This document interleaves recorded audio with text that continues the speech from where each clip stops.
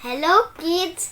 Today I'm going to teach you the proper way of coughing and sneezing.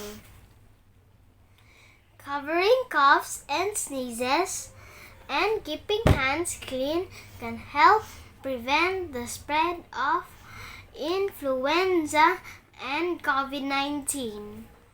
Always remember to cover your mouth and nose with a tissue when you cough or sneeze.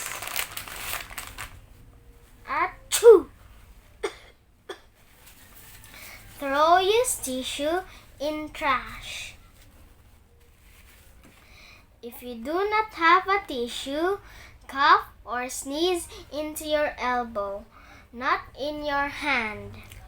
Achoo!